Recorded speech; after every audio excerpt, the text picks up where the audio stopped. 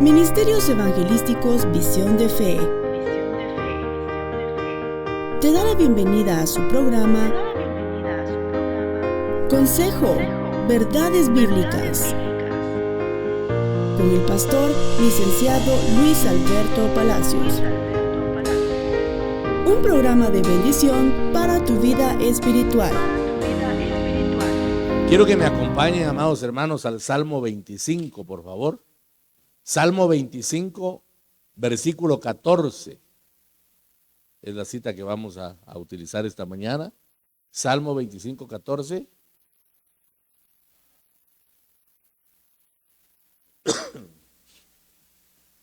No sé cómo diga la versión bíblica que ustedes tienen.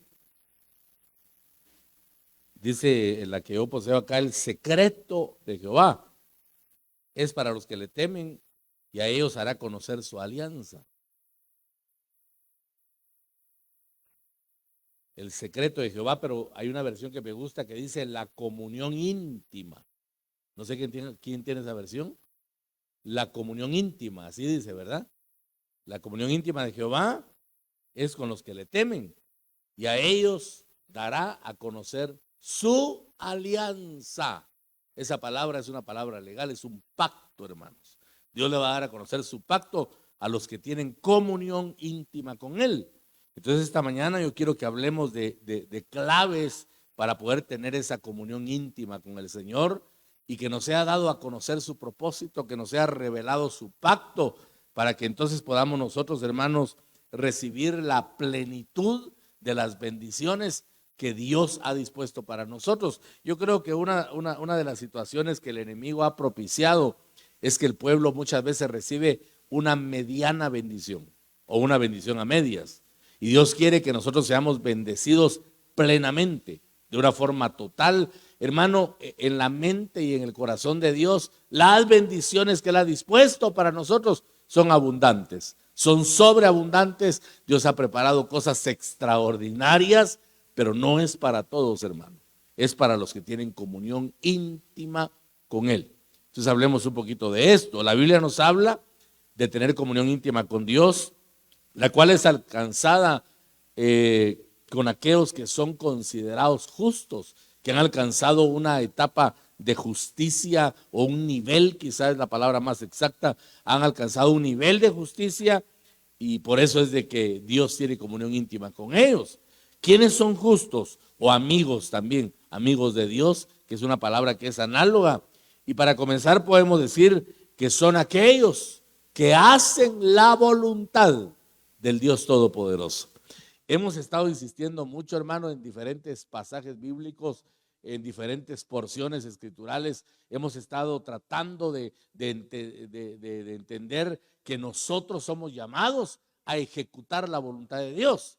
Pero la escritura dice, por ejemplo, en Corintios, ¿verdad? En Romanos también dice que no vamos a poder entender la voluntad de Dios si nuestra mente primeramente no es transformada.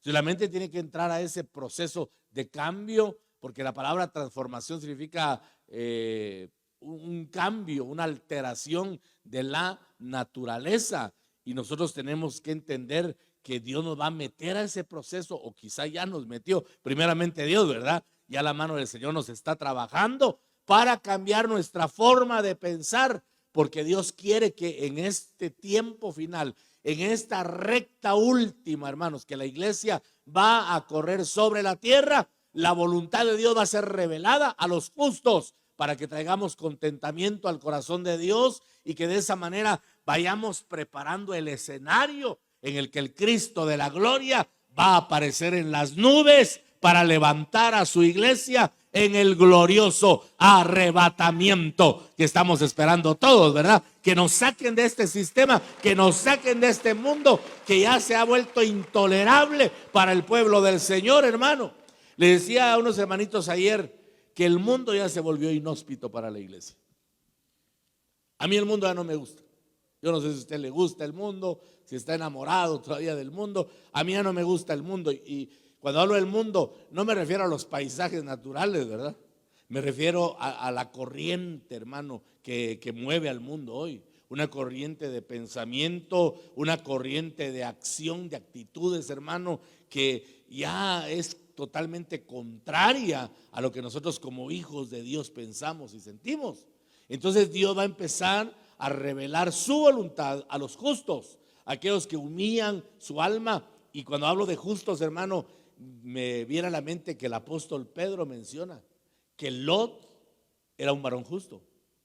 Dice que ese varón justo se humillaba, iba a la puerta de la ciudad a orar, a humillarse delante del Señor cuando miraba la maldad que había en Sodoma y Gomorra, porque Lot tenía otro espíritu, muy a pesar de que en algún momento de su vida, hermano, la avaricia lo conquistó, ¿verdad? E hizo que se apartara del padre de la fe, de Abraham. Imagine usted, hermano, el privilegio elevado de estar cerca de Abraham, de ese hombre que fue considerado amigo de Dios, de ese hombre que alcanzó justicia porque le creyó al Señor Dios Todopoderoso en medio de ámbitos terribles de oposición y de probatorio.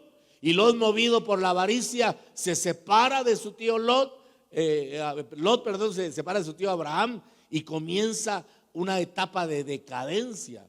Porque, hermano, el apartarse de Abraham da más o menos la misma idea de la implicación negativa que tendría para nosotros apartarnos de Cristo. Él es ahora el varón justo, el Señor Jesús. Y Él sí es justo en el sentido más elevado de la palabra. Pero si nos apartamos nosotros, hermano, del varón justo, así como Lot se apartó de su tío Abraham, estamos en peligro de que el alma comience un proceso decadente. Gracias a Dios, hermano, que Lot nunca perdió la conciencia espiritual. Y por eso el apóstol Pedro registra, yo no sé cómo Pedro se enteró de eso, debe ser por revelación divina, porque hay muchos años, hermano, de distancia entre Lot y Pedro. No sé cómo él recibió la información de que ese varón justo se humillaba todo el tiempo se iba a humillar a la puerta a lamentarse por el pecado que había en Sodoma y Gomorra. Y de igual manera los justos que el Señor ha habilitado por medio de su bendita sangre, hoy tenemos que humillarnos delante del Señor, hermano, al ver la condición pecaminosa, al ver la condición de anarquía que hay en cuanto a la autoridad divina sobre el pueblo, porque la gente no quiere saber nada de Dios. La gente lleva otro pensamiento, la gente tiene otro credo, la gente tiene otro pensamiento, hermano, que es totalmente antagónico al pensamiento de Cristo. Porque el apóstol Pablo en Corintios dice que usted y yo tenemos la mente de Cristo. ¿Cuántos dicen amén a esa verdad? No, yo lo veo un poco triste. Peor si por las fiestas, Julio, ¿está triste usted hoy? ¿O ya está pensando en las garnachas, en los churros contaminados por el diablo? No, hermano, tengamos gozo esta mañana, porque de verdad saber que Cristo nos justificó es para dar gritos y saltos de alegría, porque ahora tenemos la justicia del Dios Todopoderoso. Aleluya, bendito sea el nombre del Señor. Dele fuerte las palmas al bendito Rey. Y que el Espíritu Santo nos ayude y nos guíe, hermano, para que podamos nosotros entrar a ese accionar de los justos, hermano, que tiene que ser una vida de clamor, una vida de súplica, una vida de oración, una vida de entrega al Todopoderoso para pedirle, no pedirle a Dios que cambie el rumbo que el mundo lleva. Hermano, leamos la Biblia. Nadie va a detener el rumbo que el mundo lleva. Por eso es que la palabra anuncia que el Señor va a levantar a su iglesia. Cuando ya el mundo se vuelva totalmente inhóspito para usted y para mí, Dios nos va a levantar. Dios nos va a sacar de este sistema corrupto, hermanos amados.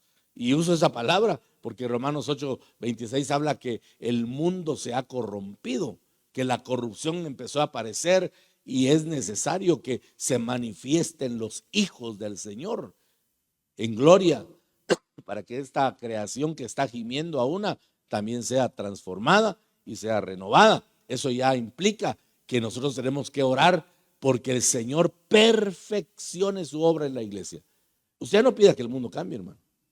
Yo estoy en contra y voy a chocar con esto con mucha gente que nos ve, pero la verdad es la verdad. Yo estoy en contra de los que promueven ayuno. 100 días de ayuno para que Guatemala cambie. Hermano, el mundo ya no va a cambiar, hombre. El mundo va en desenfreno y por eso va a venir juicio. Eso dice la Biblia. Dice que vino la luz, proféticamente hablando, dice el apóstol Juan, que la luz vino al mundo, pero los hombres amaron más las tinieblas que la luz. Eso no se va a poder cambiar, hermano. Aunque ayunemos por meses, por años, eso no va a cambiar.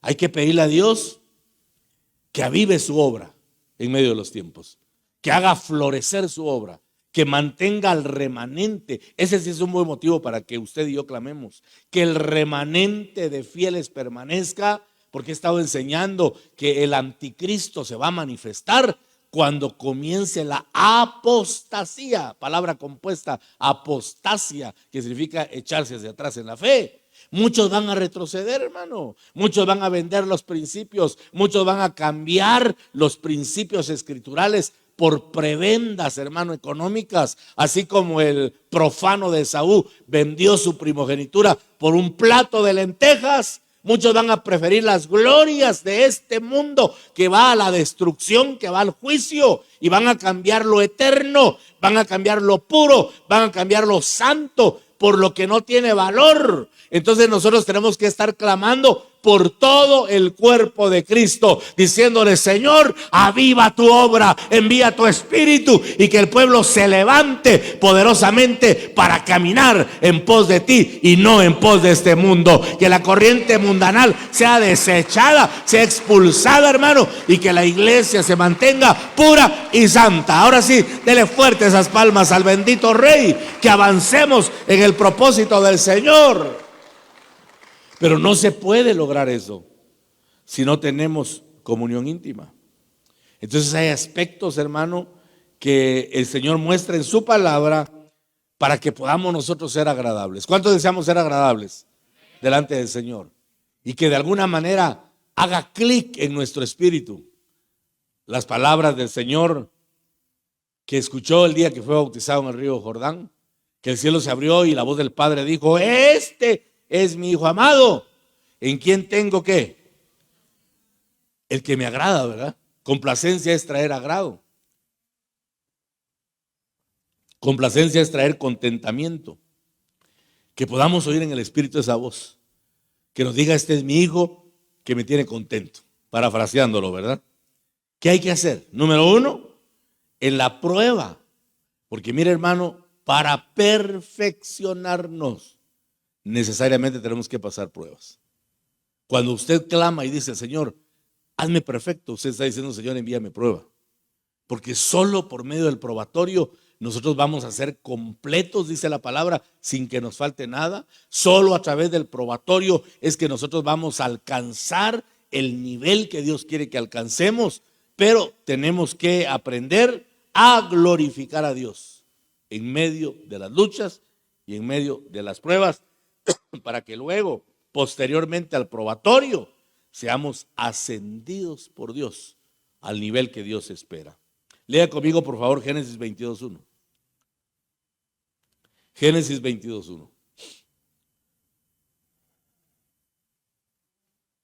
Amén, hermanos. Dice la palabra: aconteció después de estas cosas que probó Dios a Abraham. Probó Dios a Abraham. Y le dijo a Abraham, y él respondió: heme aquí.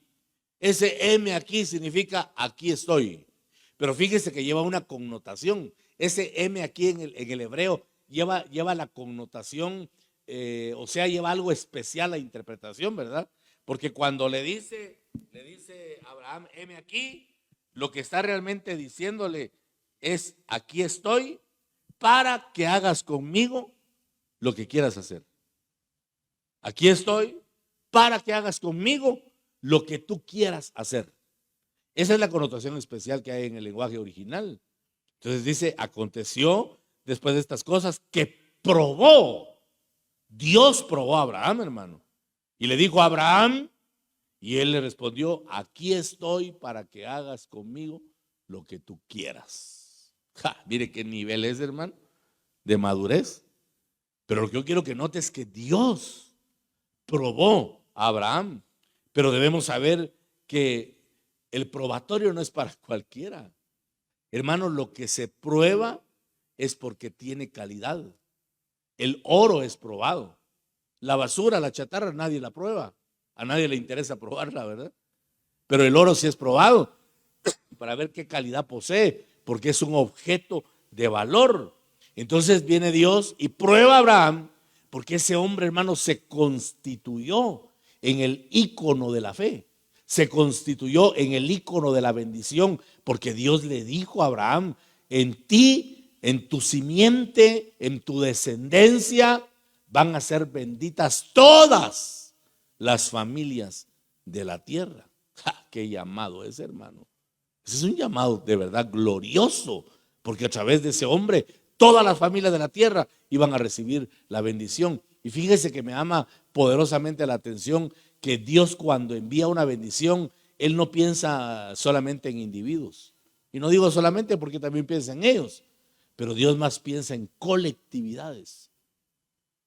Te amaré y serás bendito, porque en ti voy a poner una semilla que va a trasladar bendición a todas las familias de la tierra. Y qué bueno que Abraham respondió: heme aquí. Pero antes tuvo que ser probado. ¿Para qué? Para ver si daba la talla, para ver si Abraham lograba constituirse como un hombre agradable delante del Señor. Y luego en el versículo 2 de ahí de Génesis 22 dice: y dijo, toma ahora tu hijo, tu único Isaac, a quien amas, y vete a tierra de Moria y ofrécelo ahí en holocausto sobre uno de los montes que yo te diré. Aquí comienza el probatorio fuerte, porque Dios no le pide cualquier cosa. Dios le pide a su único hijo, hermano. Ese es un nivel que a mí me cuesta de verdad asimilarlo. Mi mente natural no entiende todavía. Ahora nosotros hablamos ya con frescura el probatorio de Abraham, porque ya conocemos el final. Pero si no conociéramos el final, ¿qué pensaríamos de Dios pidiéndole a aquel hombre, hermano, que creía, aquel hombre que tenía fe en el Señor, y saber que le estaba pidiendo lo que más amaba? Aquí lo dice textualmente: quiero que me des a tu hijo, al que tú amas, a tu único, y que lo ofrezcas en sacrificio, en holocausto. El holocausto era una ofrenda totalmente quemada. O sea, había que matar a Isaac y después había que prenderle fuego y reducirlo hasta el polvo, hasta las cenizas, hermano. ¿Puede usted dimensionar el nivel de prueba? Porque a veces Dios está probando y calibrando nuestro corazón. Y de verdad, si hay alguna forma en la que Dios nos puede calibrar bien, es por medio de nuestros hijos. Uno de padre quisiera evitarle el dolor a los hijos, hermano. Por eso qué difícil y complicado es constituirse en padre, ¿verdad? Los hijos son una bendición. Cuando están así pequeñitos, qué lindos son, ¿verdad? Pero, hermano, los probatorios que se pasan. Los hermanos que ya tienen acá a sus hijos grandes saben las luchas cuando eran bebés, ¿verdad? Y se enfermaban y uno comenzaba a pensar que se podían morir. Qué sufrimiento. No solo era un sufrimiento físico para uno, sino también un sufrimiento mental. Y yo me pongo a pensar en aquel hombre que estaba siendo probado por Dios, porque la voz divina, la voz perfecta y la voz santa le dice: quiero que me des a tu único hijo. Y recuerde que él anteriormente le dijo: aquí estoy para que hagas conmigo como tú quieras. Qué complicado, hermano. Luego en los versos 3 al 5 dice: y Abraham se levantó muy de mañana y enalbardó su asno y tomó consigo 2 siervos suyos y a Isaac su hijo, y cortó leña para el holocausto, y se levantó y fue al lugar que Dios le dijo. Al tercer día alzó Abraham sus ojos y vio el lugar de lejos. Entonces dijo Abraham a sus siervos: esperad aquí con el asno, y yo y el muchacho iremos hasta ahí y adoraremos y volveremos a vosotros. Adoraremos y volveremos. Pero, hermano, él lo iba a ofrecer. Con esto lo que Dios nos está enseñando es que tenemos que buscarle propósito a la prueba. Abraham comenzó a buscarle propósito y dijo, voy a ir o iremos ambos con el muchacho al monte, vamos a adorar a Dios y luego volveremos.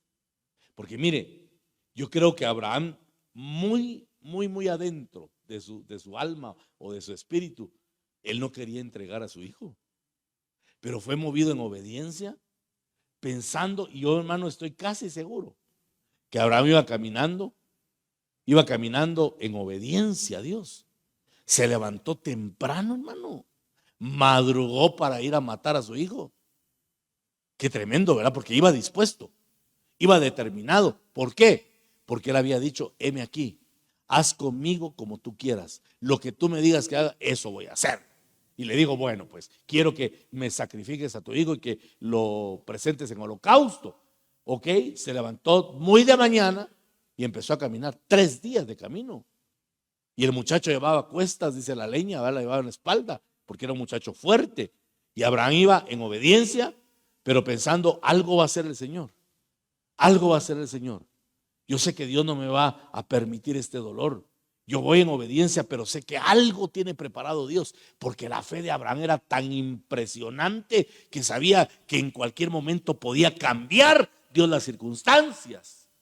Pero ¿cuánta gente cristiana hay que no camina en obediencia?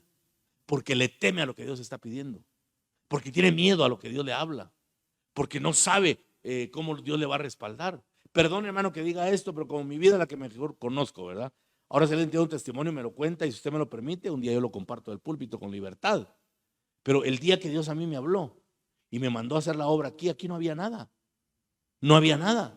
El día que en obediencia, hermano, no solo me habían echado de una casa que me prestaron, ¿verdad? Y me echaron de ahí, en el sentido llano de la palabra. Yo sentí dolor y tristeza porque me sentí humillado, hermano, humillado.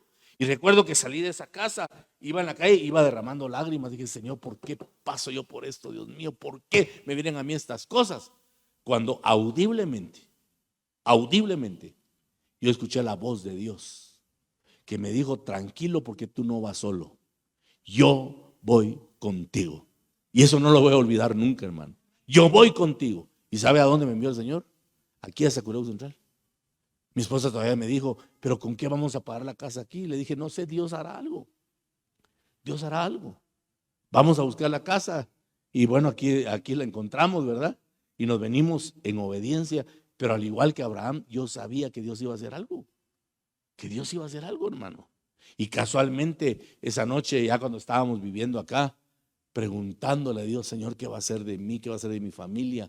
Señor, yo te creo lo que tú me prometiste, pero humanamente, Señor, yo tengo dudas. ¿Qué va a hacer de mí? No podía dormir, hermano.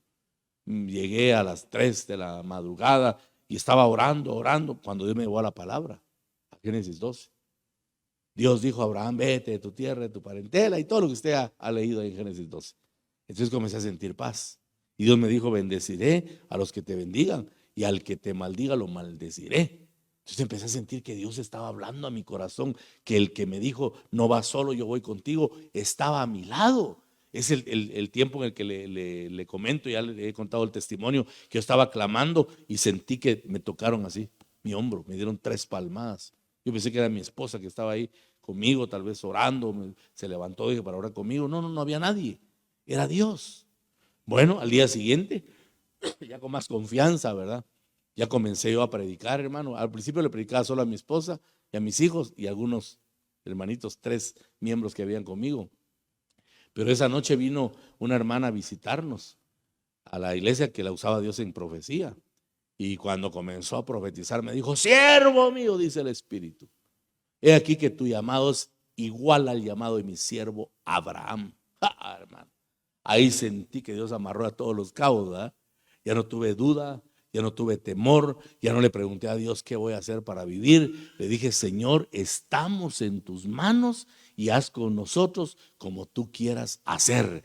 Heme aquí, Señor, aquí estoy para lo que tú decidas. Y Dios comenzó a bendecirme de una manera sobrenatural, hermano. Yo literalmente sentía que las bendiciones caían del cielo para mi vida, que Dios empezó a enviar su provisión, hermano, sobrenaturalmente, porque le estaba creyendo a Dios, confiando en el Señor.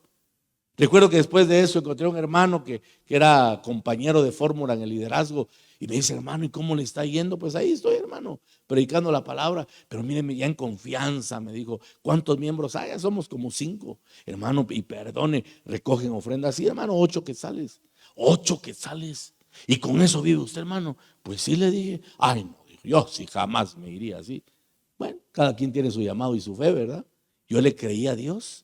Yo confié en el Señor como Abraham. No comencé a razonar y a preguntar, Señor, pero esto no cuadra, esto no es lo que yo esperaba, Señor. No, esto no está acorde con mi forma de pensar. No, yo simplemente dejé que el río siguiera la corriente, nada más. Yo dije, Señor, yo voy a creer en ti, yo voy a poner mi confianza en ti, yo voy a vivir por fe, porque la palabra dice, el justo por su fe vivirá. Y comencé a declarar eso, hermano, porque una cosa es leerlo y otra cosa es vivirlo, ¿verdad? Ya estando uno, hermano, en medio del probatorio, ahí la palabra tiene que resaltar. Pero yo tenía la seguridad, yo tenía la convicción y en mi interior decía, yo sé que mi Dios no me va a defraudar, porque los que confían en Jehová jamás serán avergonzados, aleluya. Y esa era una promesa constante en mi corazón, hermano, en mi mente, que me ha mantenido firme hasta el día de hoy, aleluya. Dele fuerte las palmas al bendito Rey.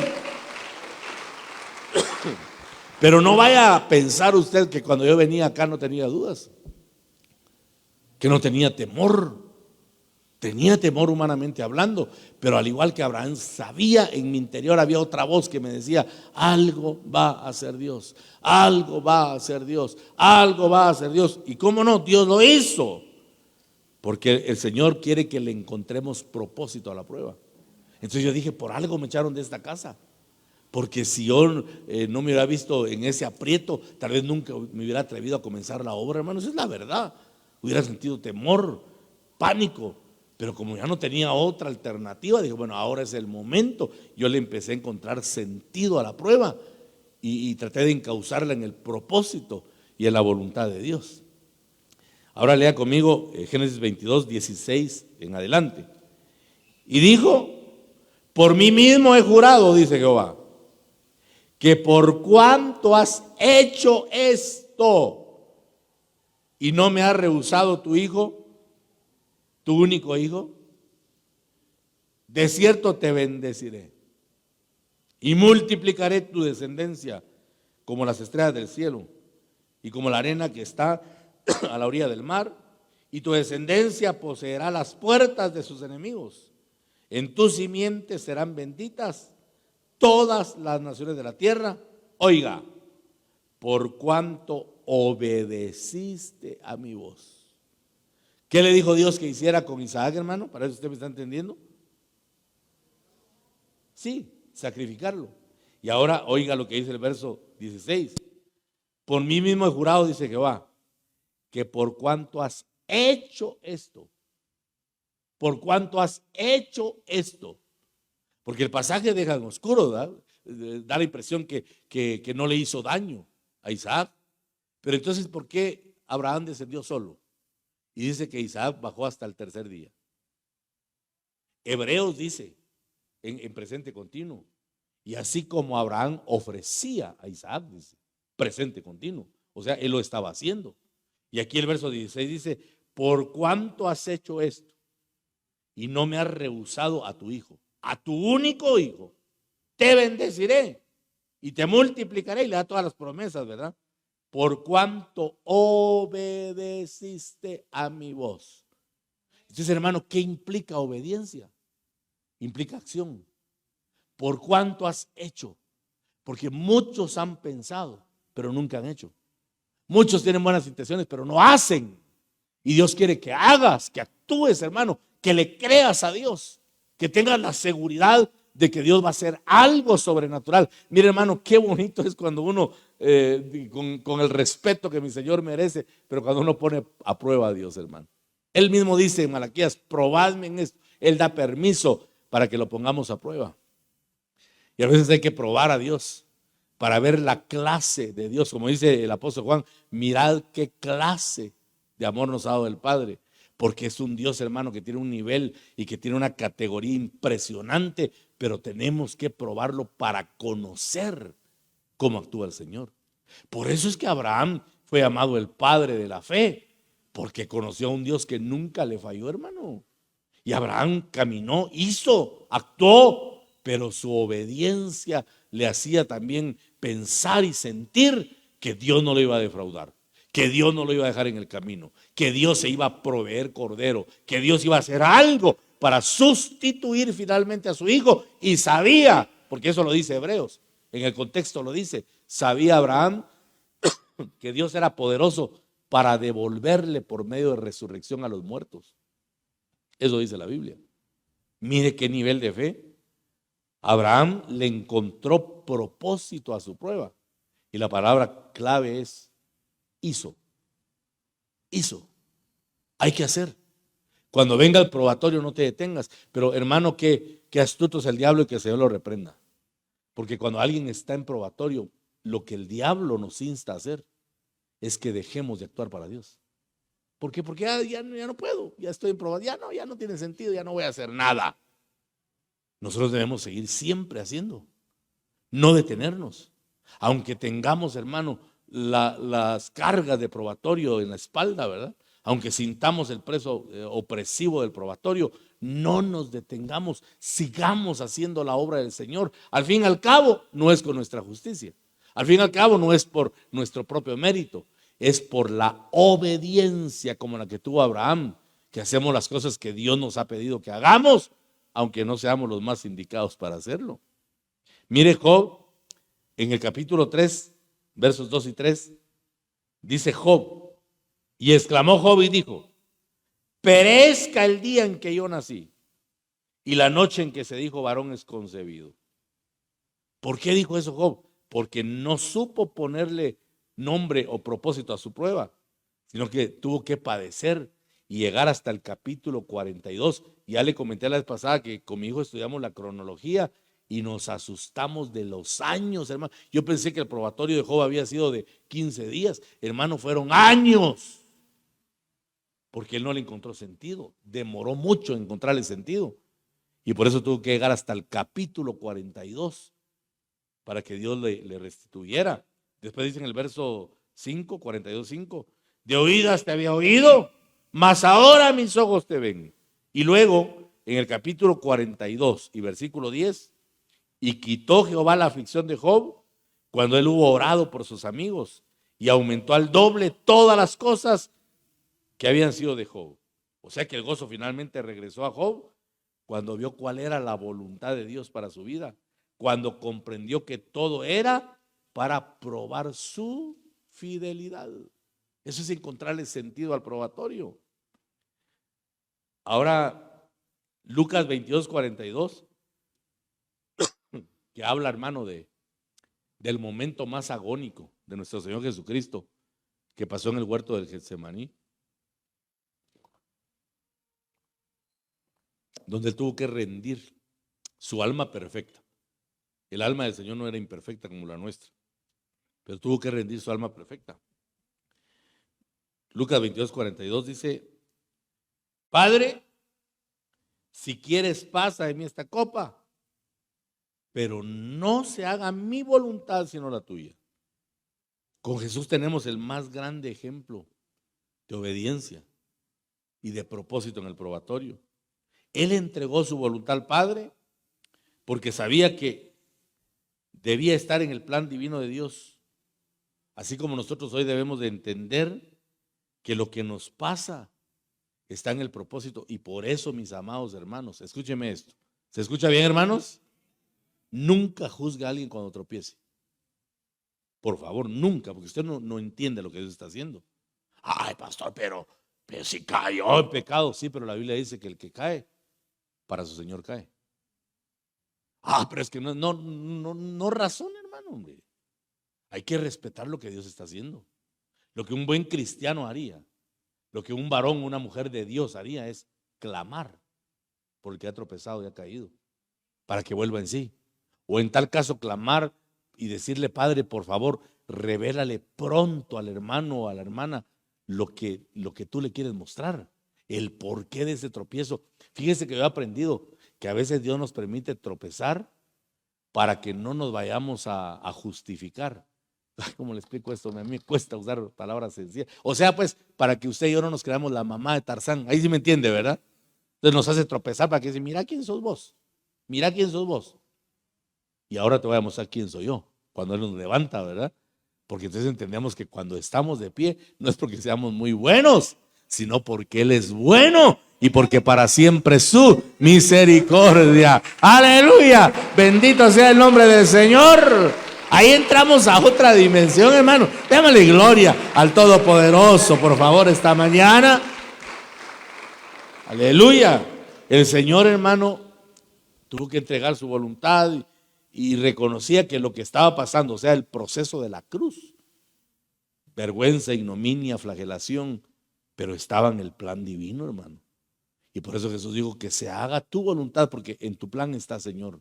En tu plan está, entonces que se haga como tú dispusiste, no como yo quiero. Interesante eso, hermano. Ahora, lea conmigo Filipenses capítulo 2, por favor. Vamos a ir avanzando un poquito en la temática. Filipenses 2, versículo 5 en adelante. Dice, haya pues en vosotros esta actitud que hubo también en Cristo Jesús. Note, hermano, no dice que imitemos, no. Dice que la misma actitud que hubo en Cristo, que la misma esté en nosotros. No es imitar, no es que tengamos el mismo sentir. El cual, aunque existía en forma de Dios, no consideró el ser igual a Dios como algo a que aferrarse, sino que se despojó a sí mismo, tomando forma de siervo, haciéndose semejante a los hombres, y hallándose en forma de hombre, se humilló a sí mismo, haciéndose obediente hasta la muerte y muerte de cruz.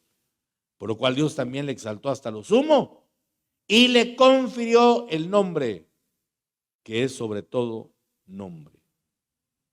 A veces nosotros nos podemos encontrar en medio de conflictos, a veces familiares que son los más fuertes, hermano. Y ahí es donde más se esfuerzan las personas por, ¿cómo le digo?, por sentar un argumento, por ganar la batalla que ha surgido. Sin embargo, el Señor Jesucristo dice que dejó todo en un proceso de vaciamiento por amor a nosotros.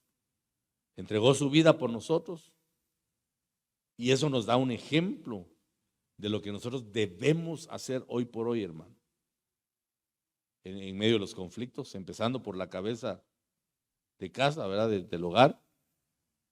Hay tiempos de vaciamiento en el que tenemos que quitarnos nosotros nuestra gloria, lo que el Señor nos ha dado, y traer un equilibrio, hermanos, para ver cuál es el plan de Dios. A veces la autoridad tiene que ser rendida a los pies de Cristo, así como aquellos seres de Apocalipsis 4, ¿verdad?, que se quitan la corona. Esa es una corona de autoridad y dice que la ponen a los pies de Cristo.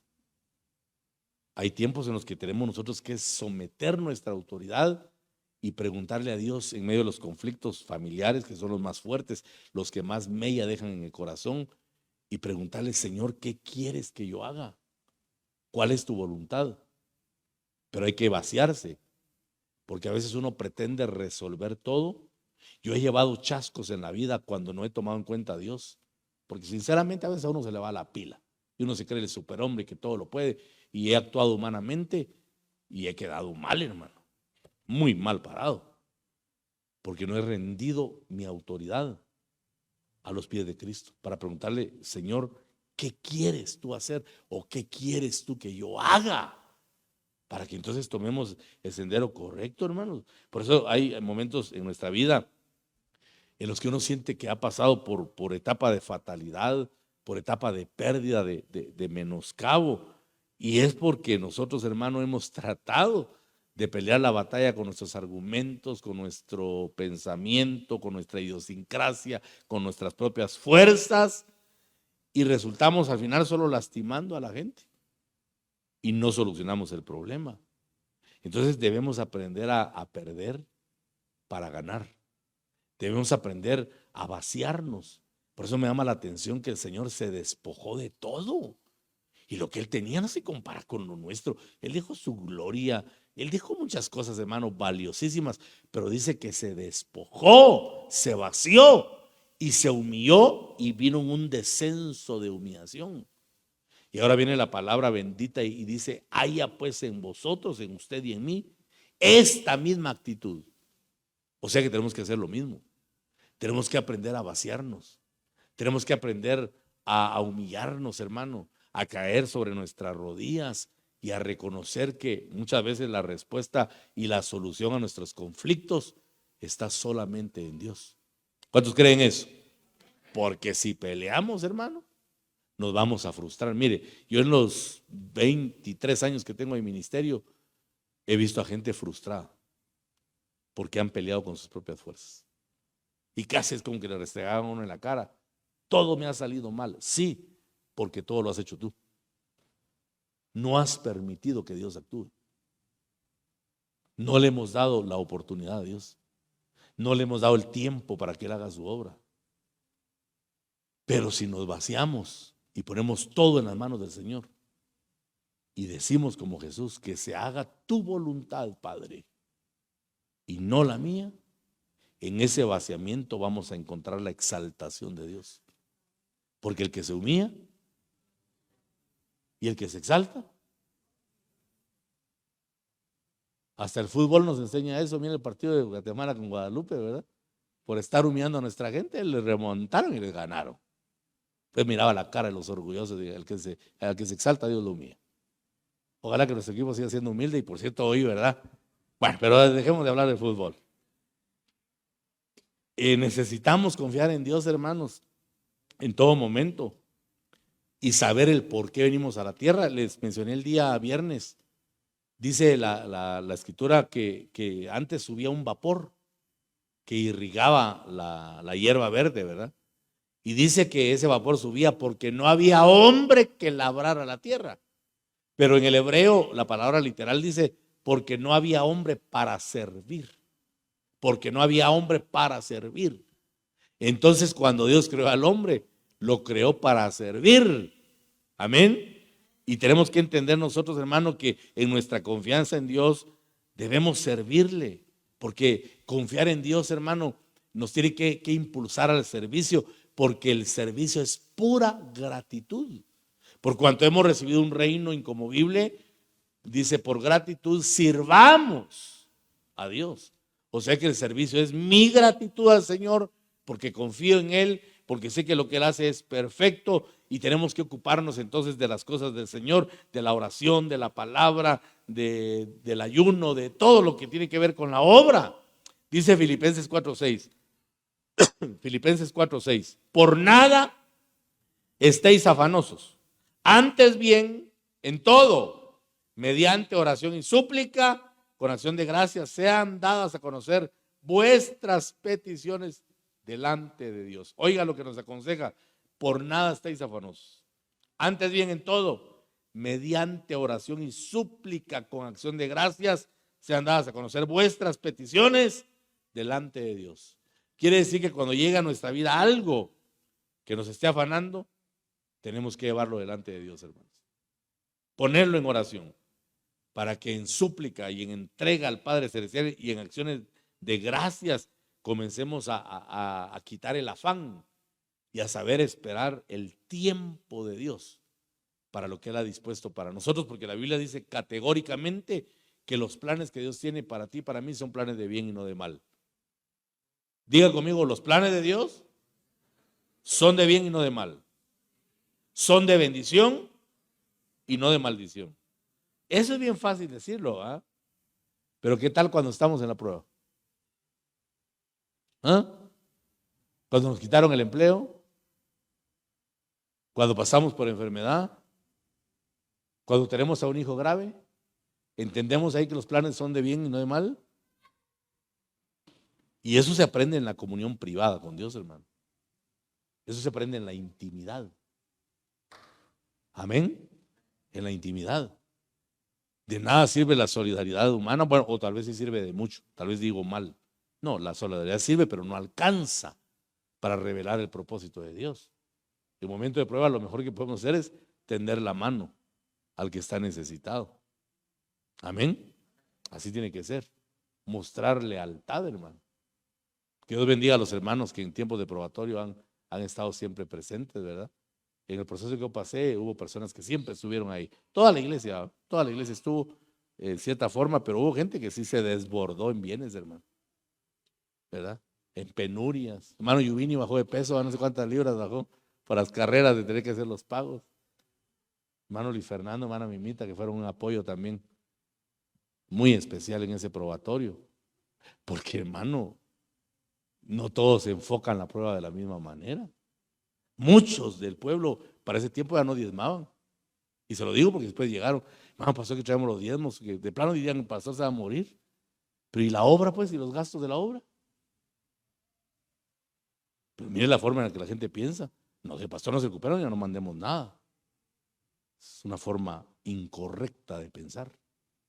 Y como esto lo digo claro, ¿verdad? Sin tapujos para hablar, porque así tiene que ser. Entonces uno se da cuenta que si no es Dios, hermano, por medio del hombre estamos nosotros fritos, ¿verdad? Estamos en problemas. ¿Cuántos dicen amén? Bueno, entonces dice Filipenses 4:7. Y la paz de Dios que sobrepasa todo entendimiento guardará vuestros corazones y vuestras mentes en Cristo Jesús. Según el mundo, hermano, la principal causa de muerte para el presente siglo dice que va a ser el estrés, los infartos, pero yo creo que eso ya está actuando hoy, hermano. Ya mucha gente está sobrecargada porque le han puesto afanes a la vida y han exigido demasiado, tal vez se han pasado de la raya exigiendo cosas, hermano, que surgen del afán humano. Pero la palabra dice que hay una paz que sobrepasa todo entendimiento. Ese es el shalom de Dios. Yo te digo esta mañana de parte de Dios, amado hermano, hermana, yo no sé qué conflictos y qué batallas estás pasando, qué luchas tengan y qué proyectos hay en tu mente. Recibe la paz de Dios. No te afanes. Reposa en Dios porque todo tiene su tiempo, dice el sabio Salomón, ¿verdad? Todo tiene su tiempo. Y en el tiempo de Dios Él te va a bendecir sin que te esfuerces, porque ya llegó el tiempo de tu bendición. De lo contrario, vamos a ver a un mundo inyectado de afanes, de penurias, hermano, que solo van a provocar muerte física, porque el cuerpo se estresa demasiado. Y hermano, los problemas no traen ninguna solución. Mire, si el preocuparse nos diera soluciones, yo le animaría para que nos preocupemos todos. Pero cuando uno se preocupa, peor se ponen las cosas, hermano. No solo hay problemas económicos y uno deprimido, sin fuerza para querer trabajar, sin ánimo para salir adelante, todo se complica. Pero la Biblia nos dice, tranquilos porque yo estoy ahí, dice el Señor, y yo voy a traer la paz que sobrepasa todo entendimiento, no como el mundo la da, sino como Cristo sabe dar esa paz sobrenatural. Aleluya, bendito sea el nombre del Señor, hermanos amados. Aprendamos a refugiarnos en Dios y que nuestras fuerzas vengan del Señor. Dice, bienaventurado el hombre, dice el Salmo 84:5, bienaventurado el hombre que tiene en ti sus fuerzas, en cuyo corazón están tus caminos. Atravesando el valle de lágrimas, lo cambian en fuente cuando la lluvia llena los estanques. Los valles de lágrimas no se puede rodear, se tienen que atravesar. Pero para poder atravesarlos tenemos que echar mano de la fuerza de Dios. Por eso dice, bienaventurado el hombre que tiene en ti su fuerza. Esa es una fuerza que viene de Dios, hermanos. Es una fuerza especial. No es cualquier fuerza, ¿verdad? Es una fuerza propiamente divina que el Señor nos da. Entonces, mire, pues, qué hermosa es la palabra cuando nos declara que si la fuerza natural se nos termina, hay una fuerza sobrenatural que está preparada para nosotros. Y es la que nos va a reanimar, es la que nos va a hacer varones esforzados y valientes y no detenernos, porque no vamos a caminar por el impulso y la fuerza humana, sino por la obra de Dios. Con esto ya quiero decirle que de repente no vamos a tener recurso ninguno, pero ahí es donde actúa la fe. Yo siempre he enseñado y nunca voy a cambiar mi enseñanza, que la fe es aquella que de la nada lo puede hacer todo. ¿Cuántos creen que eso es verdad? Hebreos 11:3 dice, por la fe entendemos que el universo fue preparado por la palabra de Dios, de modo que lo que se ve no fue hecho de cosas visibles. La fe nos tiene que llevar a hacer portentos, maravillas. La fe nos tiene que llevar, hermanitos amados, a no ver el momento, sino el resultado de lo que Dios está haciendo en nosotros. Ese es un consejo que le doy, un consejo ya final. Nunca veas el proceso, mejor espera el resultado. El Señor Jesús no vio el proceso de la cruz, bueno, lo vio, pero dice que vio algo más, el resultado. Y por el gozo puesto delante de sí, soportó la cruz. O sea que Él vio el propósito.